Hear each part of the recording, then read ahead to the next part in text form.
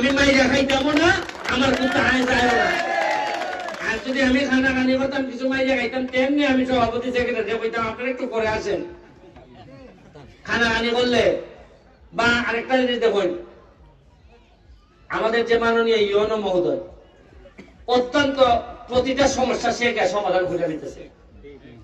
আমি তারা ধন্যবাদ জানাই। তবে একটা কথা জানিয়ে রাখুন, যদি এই ইউনো মহোদয় আমার এপিএস আর পিএসএ চালাইতো তেলে তাই ভালো না নেই, তাই যদি তিল্লা চাইলে তো আমি ঠিক করতাম যে এরা জিগাই আপনি, তাইলে উনি কয়জনকে জিগাইল না, এত নেতা তৈরি হইলে এরা কাম হন যায় না। নেতা থাকবই না, সব থাকবো সহযোগী এলাকার উন্নয়ন সহযোগী। প্রশাসন যদি 3জন 4জন নেতা তৈরি হয়ে যায়, চাচারে জিগাও বাতিজারে জিগাও, তে উন্নয়নই তখন সময়। আমি কইছি আমার বিয়ে তো নাই, চাচা বাতিজও নাই।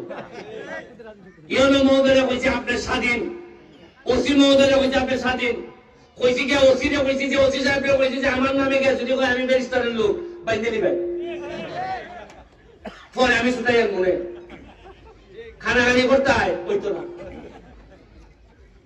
কারণ আপনি প্রশাসনে যদি কাজ করার স্বাধীনতা না দিতে করবো আপনার প্রশাসনের কাজ।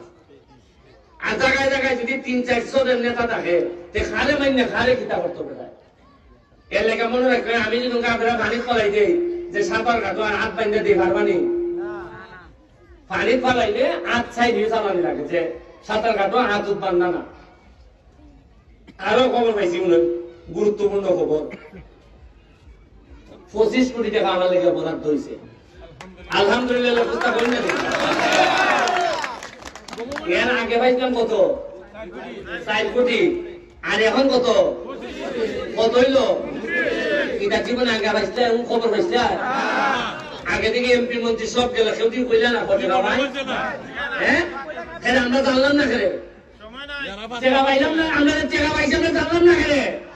কোথায় কোথায় হইলে গিয়া কোথায় কোথায় বলবে আমরা বঙ্গবন্ধুর সৈনিক, আর টেকার হিসাব দিবার সময় দিতে হয় না। ইজাত সৈনিক শেখ হাসিনা চায় না। জননেত্রী শেখ হাসিনার সাথে আমার কথা হয়েছে যে ইজাত নেতার দরকার নাই, যারা নিজেরা রাখার মানুষের মসজিদ মন্দিরের টেকা মেরে যায়। 25 কোটি আমার বরাদ্দ হয়েছে, আমি রাস্তা বানাইতাম 12.5 কোটি কেন্দ্রে 12.5 কোটি সোনার ঘাট আমি রাস্তা বানাইতাম। আমি যেটা কইয়া দিব যেসব রাস্তা ইটা রাস্তা হইব। এখন আমি বইয়া বইয়া আমি খালি মাথার মধ্যে ওই যে নির্বাচনের সময় যে সব জায়গা চাইতে আমার কষ্ট হয়েছিল, ওই গীতা তো না পুরাই গোলা পুরাই লিছেন মেনছিলেন। এরপরে রামেশ্বর, মানে রামেশ্বর এখানে এমন একটা অবস্থা করছেন, এখানে আর কোন দেবতা আইতা না এমন অবস্থা করছেন। এরপরে বরদালানি, এই বরজালা আমি কি বললাম বরজালা না রে ভাই, এটা মনের জ্বালা। এত বাজে রাস্তা, এটা মনের জ্বালা সারা খিতা। এত কষ্ট না দিলে 50 বছরের ইতিহাস আপনারা বাইঙ্গে দিয়ে আমার বাস করাই দিলাইছেন, কষ্ট না দিলে। আমি আপনারা